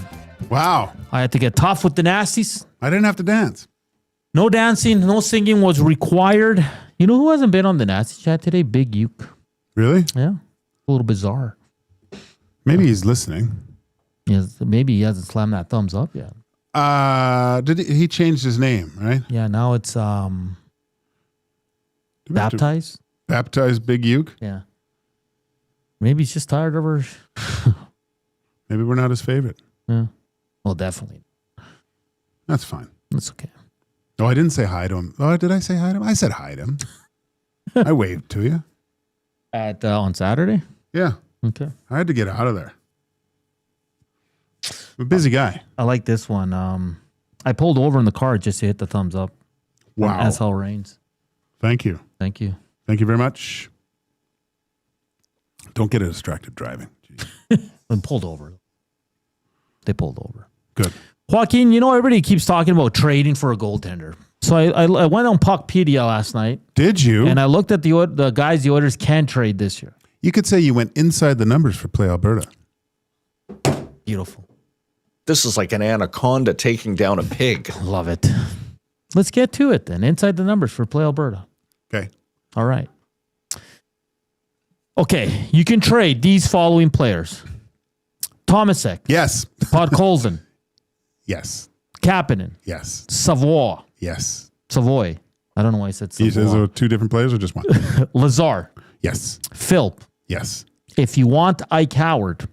Oh, yeah. Throw him in. You can trade Bouchard. Oh, yeah. Yeah. You can trade Kulak. Yep. You can trade Emberson. Yep. You can trade Regula. Yep. You can trade Skinner. And you can trade Pickard.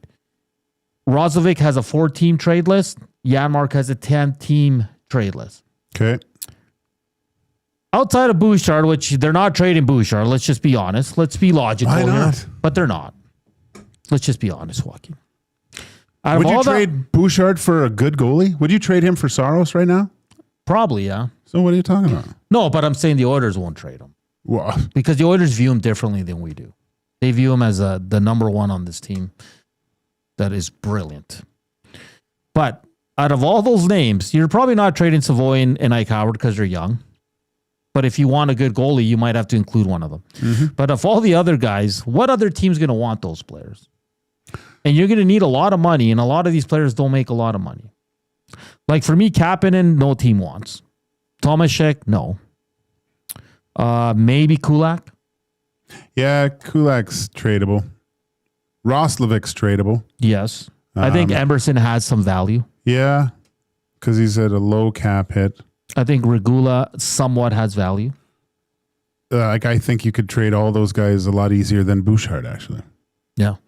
I mean, does anyone want Pickard? I would think it would be more a team that's worried about their backups, right? Because although he struggled the last 2 years, Calvin Pickard has been really good in that number 2 role, right? Yes. Like I thought over the summer that there might be a chance he could be traded just because of the fact that he's been so good for 2 years. Yeah. I do think there's a market for Skinner. I do. Do you? At 2 points. I think a team would take him on as a backup. Oh, as yeah. a 1B, not as a starter. But this is what I'm saying. Like, and listen, I get this is Bowman's job and he gets paid a lot of money to do it well. And it's not our problem. It's his problem. Mm-hmm. Right? Mm-hmm. But he has, like, Holland handed out a lot of no movement clauses. So has Stan Bowman. Almost everybody he signed has signed one. But I'm just saying, guys, like, and then this is why I agree with Cass from last night. He took a lot of heat, but he's like, guys, like, to trade for a goalie 1, they need a ton of cap space. All their top players are the guys that make the big money, that have value, can't be moved. So are you ready to throw Howard into the equation or Savoy? I don't think you can. Okay, exactly, Joaquin. So that's what I'm saying. Tomasek, Podkolzin, Kapanen, Lazar, Philp. Those are the 5 forwards you can move. How many teams are lining up to get these guys? Not a lot. And let's be fair, they're not moving Podkolzin because they love him. I think Kulak, Emerson have value. I think Skinner, some team will take him on because he's a UFA or whatever, RFA after this year. Rozovic has value, but you're not moving the guy that's the hottest for you. Yeah. So this is what I'm talking about, guys. Like, it's great in theory to talk about all these trades and go out and get juicy sorrows, but for what? Picks down the road, first rounders. That's another thing that's I didn't realize that the Oilers don't have a first rounder this year. Yeah. That hurts. Right? Because I think it was the I think Jay just hit a number on the roulette. Because I think their first rounder went to San Jose, right? For this year? I think so, yeah. For the Wallman trade? The Wallman trade. So what happens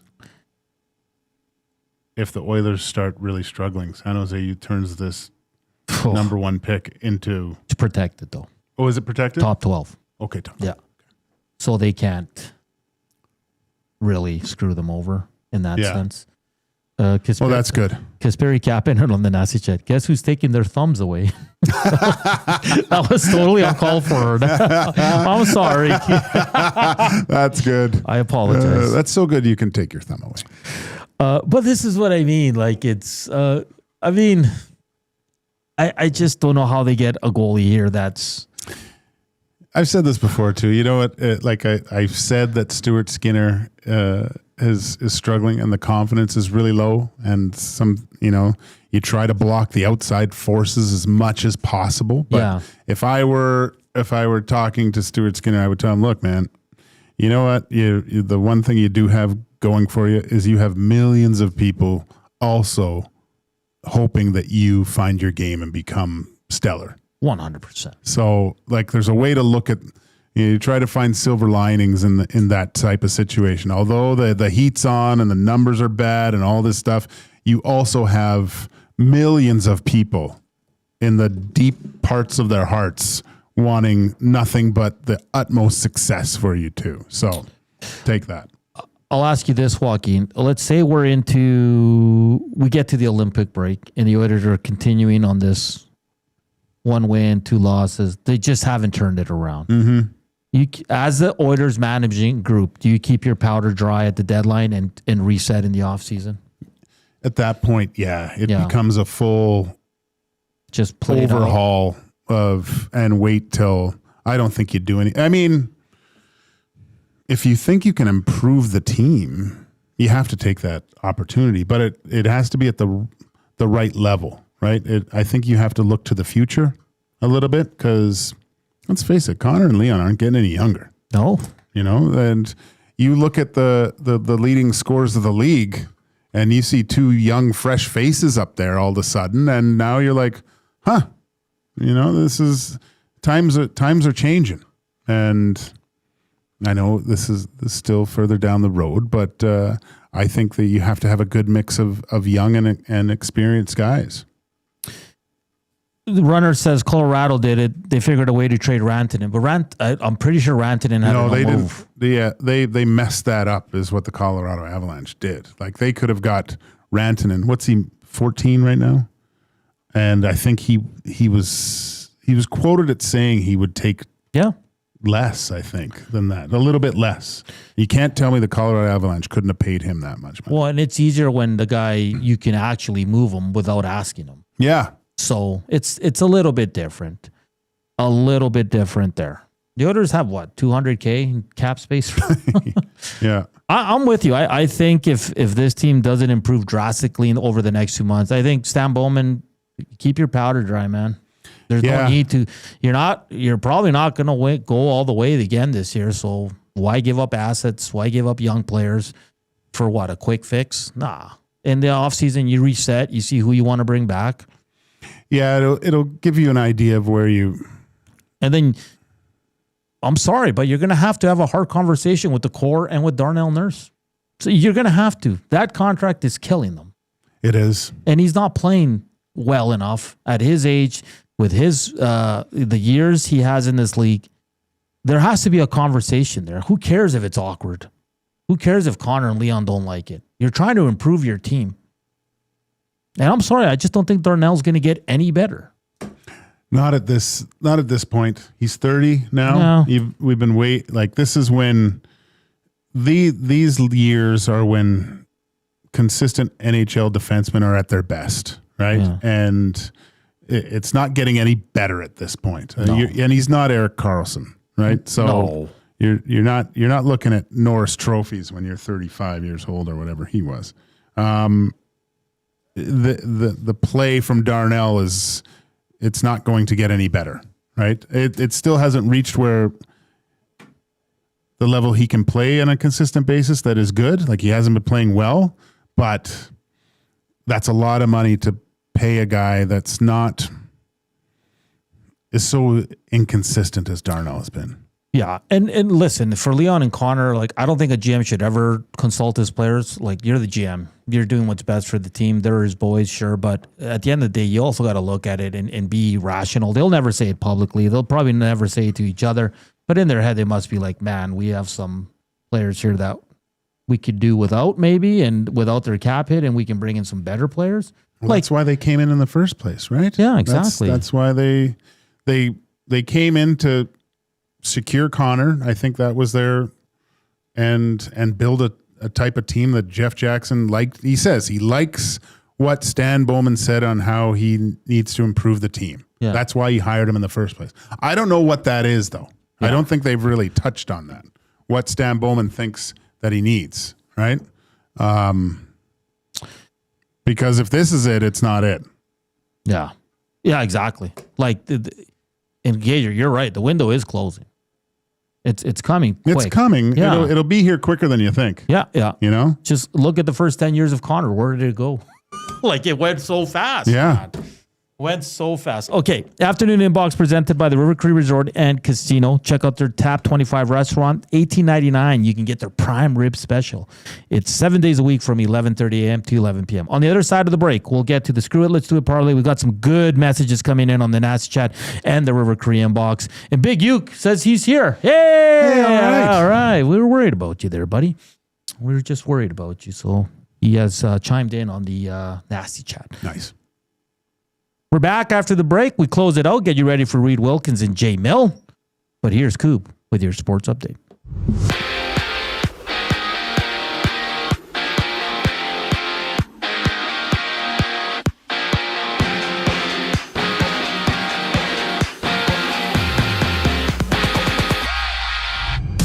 The Oilers on a back-to-back challenging the Lightning down in Tampa at 5:30. Calvin Pickard to start, with Edmonton going with 11 forwards and 7 defensemen. There's a total of 12 games tonight in the NHL. Join Tom Gazzola, Ben Thompson for the GCL Diesel Oil Stream pregame show. That goes live at 4:30 right here on EST. Meanwhile, Toronto's Anthony Stolarz is out longer than the Leafs expected. He hasn't played since November 11th after suffering an upper body injury against the Bruins. Elks news, Robbie Smith and Jordan Williams have signed extensions with the Double E. Smith's contract runs through 2027, while Williams is signed through 2026.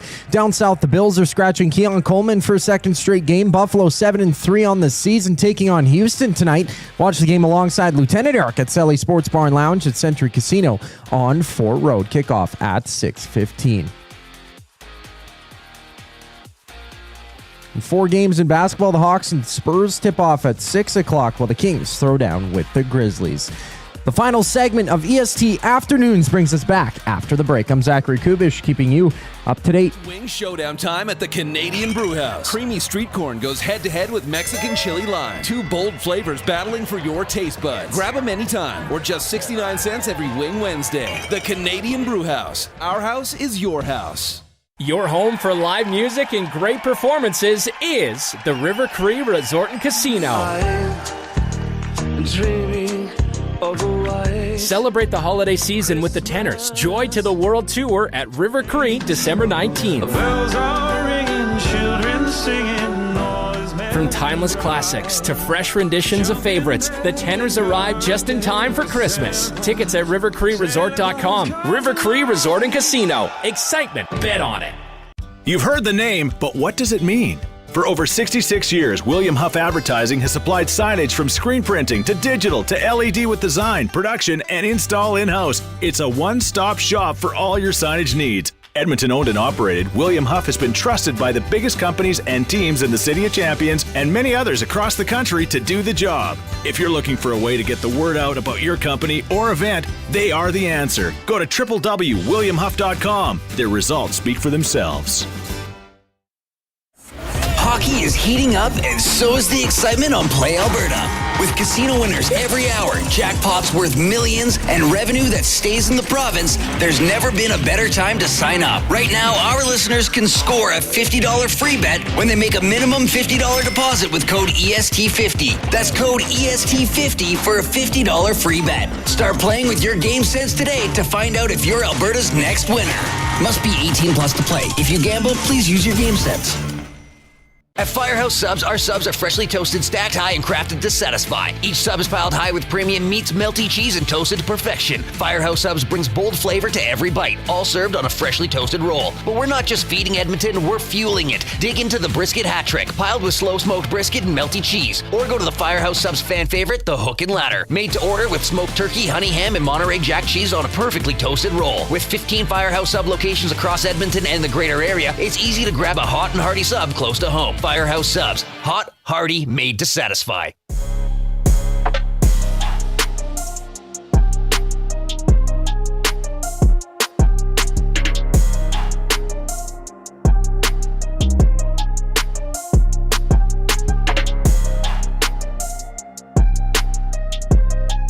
We're back here on EST Afternoon's final segment. Reed Wilkins, Jay Milne coming up at 3 o'clock. They'll take you right up until 4:30, and it's the Oil Stream pregame show with Tommy Gazzola.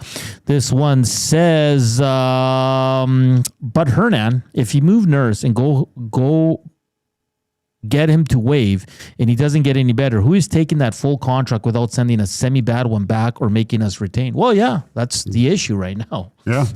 It's not and he good. probably says no. Yeah, it's not going to be easy, and I mean Darnell Nurse has the final say, and he's probably going to say no. Why wouldn't he? So we'll wait and see. That would suck. It would.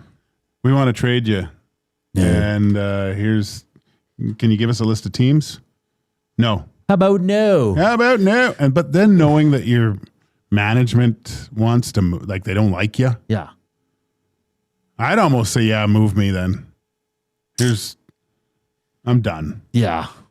It might happen. That was from Dr. John. Chan Man says the goal is to win the cup. If Connor and Leon get mad to improve the team, then what are we doing? Fair enough. I don't disagree with that. This one from Jason says, how much weight do you guys put on the new coaching staff / defensive system for the Oilers' overall play? Was Coffey the coach holding up this team and Knob riding his coattails? According to, from what I've heard from Tommy, what he said on air, no. Like he wasn't an X and O's guys. And look, there's subtle things that coaches can do, but it's not a ton in the overall pie chart of everything. It comes down to the players on the ice. And the fact that everyone's hair is on fire right now with this team is the fact that you've seen them play so well before. Like, if it's the decade of darkness and this is how they start the year, everyone's ordering the rings and planning the parade on Jasper, you know? Yeah. So that's the hardest thing. Like, and it's probably like Knoblauch's probably banging his head against his coach's stall at times. Goes, what? Yeah. Where is this team? What is going on here?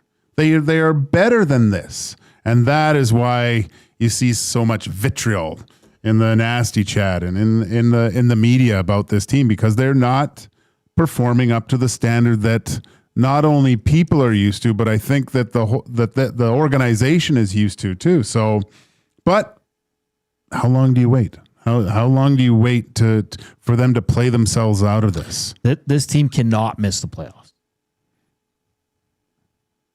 They can't. Well, they can. No, they can, but they can't. You know what I mean? Like, that would be, I don't even want to say it, man. Well, you know what? At least the next year they might light the fire under them to start better. Sure. What does it take? What does it take to get some motivation? Yeah. No, I agree. And I'll say this: like, I think the Paul Coffey stuff we're just looking for reasons. Like, sure, he was good. I don't know directly what his role was. I've heard from other people he was a good guy on the bench, kind of a motivator. Obviously one of the best offensive defensemen in the league, but again, he didn't run the defense. That was Stuart.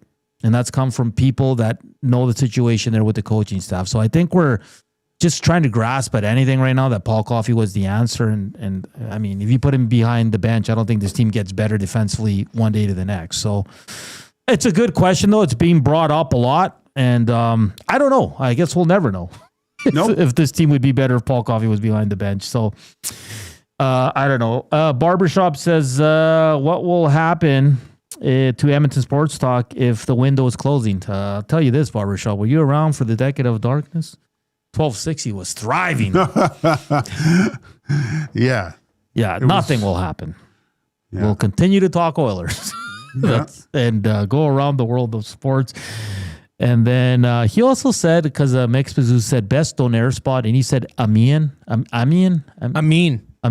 been there, man. They're quality donaires. That's one right on 34th Avenue. Yeah, it's really good. I used to work around there. I hit that, and he goes, you know what donaire shop is good? When you see a mop bucket in the corner and the owner calls you boss. You know what? Before I made donaire meat this morning. Oh, did you? Yeah. It's in the fridge. Wow. You didn't bring any for the party today? Coob. Okay. But no, they make a mean donaire and a mean pizza, actually. A mean donaire pizza, maybe. Jason Hartson says, thanks for answering my question. Hey, thank you for listening to us, watching us, and chiming in. And giving thumbs up. Yeah, the coffee thing is interesting. I don't think they're that bad because coffee's not there. That's just me. And we're all entitled to our opinions. Other people might suggest or believe that. Hey, man. I've never seen a coach make that much of a difference. This is on the players. Sure. And this is the veteran decor. Come on, guys. Outside of Regula. And Emerson to a certain extent. But, all right, boys. Are you guys ready? We haven't hit in a while. All right. Quite a while. It's time for the screw it. Let's do a parlay. We were close yesterday. We just needed a Roslovic point, and we could not get it. But who wants to kick things off today? I'll do it. Oh, Coob. I'll do it. Yeah, usually you guys on an empty stomach. Oh, I might have had a snack during one of the breaks there. But, near empty stomach. You know, you gotta at least give some form of sustenance. Okay, your pick. Coob. Okay, let's go. Okay. It's a Ducks and Senators tonight. I'm going to go with a Beckett Seneca point. Oh, I like that. Oh, that's good. Okay. What do you got? I'm going to go with Martin Necas goal. Wow. Yeah. I'm not screwing around anymore. I'm tired of it. You always say a goal. Well, then I'll just go Connor McDavid point. And you're going McDavid point, eh? I like it. You're saying it like it's not going to happen. Well, how about a Regula point? I'm kidding, by the way. That'd be like plus 14,000. Like, It's Seneke, right? That's how Seneke? Yeah. I think so. I like it. I think this is good. Natchez, McDavid point. Yeah. I mean, it's going to be a nice number. I think. Who's riding? Everybody. You're so close yesterday, boys. I know. So damn. I'm on fuego lately, so. You are, man. I know my stuff. I might change my pick. Okay. No, wait. Hurry up before Reed gets in. we gotta get out of here. Never mind. Okay, that's it. Hey, big shout out to Eduardo Encina from the Tampa Bay Times for joining us here today. Of course, Reed Wilkins, Jay Milne coming up. They'll take you to 4:30. Then it's the Oil Stream pregame show. Okay. And then we'll have our parlay up here shortly on EST. And if you're a client, we will see you in a few hours here as we get ready to watch Oilers and Tampa Bay. Enjoy the game tonight. Thank you for watching, listening, the thumbs up. You guys are awesome. You gals are awesome. We love you. Chowders.